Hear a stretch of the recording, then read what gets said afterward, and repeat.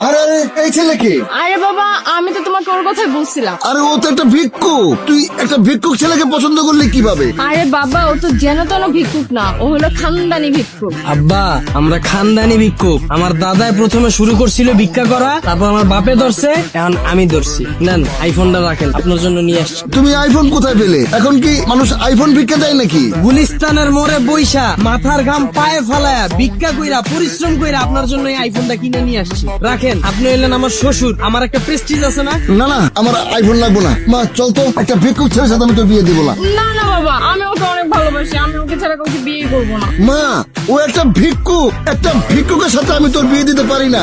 সমাজে আমাদের একটা নাম ডাক আছে না? আরে আব্বা বসেন না, আপনার মেয়ের জন্য কেমন ছেলে খুঁজতেছেন আমার বলেন। ছেলেকে প্রতিষ্ঠিত হতে হবে, এই ঢাকা শহরে অন্তত একটা ফ্ল্যাট থাকতে হবে, মাসে অন্তত লাখ টাকা কামাই থাকতে হবে। আমার ঢাকায় বাড়ি আছে 2টা, উত্তরায় ফ্ল্যাট আছে 3টা।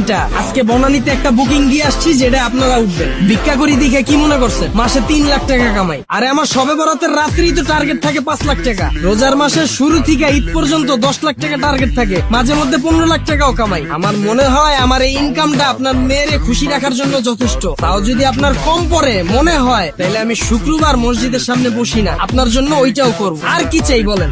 ভিক্ষা করে এত টাকা ইনকাম? আব্বা, এটা আপনি কোনো কথা বললেন? আপনি তো দেখি কোনো খবরই রাখেন না। ভিক্ষার উপর এখন বর্তমানে কোনো ব্যবসা আছে? এটা তো ইনভেস্ট ছাড়া ব্যবসা। এই যে একটা নতুন সেন্ডু গেঞ্জি কিনা বালুর ভিতর 2টা ঘষা দিছি, একটু ছিঁড়া লইছি, আর 120 টাকা দিয়ে একটা বাড়ি কিনছি, বইলেই ব্যবসা। বর্তমানে ব্যবসা করতে গেলে 20 লাখ টাকার নিচে কোনো ব্যবসা করা যায়? তার উপর আছে 1000 রকমের রিস্ক। আর আমার এই ব্যবসায় তো কোনো লস নাই, বইলেই লাভ। বর্তমানের ব্যবসায় 20 লাখ টাকা চালান তো লাগবে, এর উপরে আবার ব্যাংকের লোন। আর বড় ঝামেলা তো বাকি। ব্যবসায় বাকি দিতে দিতে সবার জীবন শেষ। আর আমার এখানে আছে না কোনো বাকি, না আছে কোনো মাল নষ্ট হওয়ার চিন্তা, খালি বইলে ব্যবসা। সবই ঠিক আছে, কিন্তু বাবা কারো কাছে তো আমি বলতে পারবো না, কাউকে তুমি পরিচয় দিতে পারবো না যে আমার মেয়ের জামাই একটা ভিক্ষুক। আব্বা, আমি কি সবসময় এই অবস্থায় থাকি? এটা তো আমার কাজ, এই জন্য এই অবস্থায় থাকি। আমি তো ব্র্যান্ড ছাড়া নর্মাল সময় কোনো কাপড়ই পরি না। আর আপনারে মানুষ যদি জিজ্ঞাসা করে আপনার মেয়ের জামাই কি করে, ব্যবসা করি। কে দেখতে চাইতেছে আমি কি ব্যবসা করি? আর সবচেয়ে বড় বিষয় হলো আমরা দুইজন দুইজনকে ভালোবাসি। আর এর উপর সবচেয়ে বড় বিষয় হলো আমার আছে কারি কারি টাকা। বর্তমানের বাবা মারা মেয়ের জন্য যখন ছেলে খুঁজে কি চায়? ছেলেটা ভালো হবে। আমার না আছে কোনো সিগারেটের নেশা, না আছে মদের নেশা, আমার আছে শুধু কারি কারি টাকা।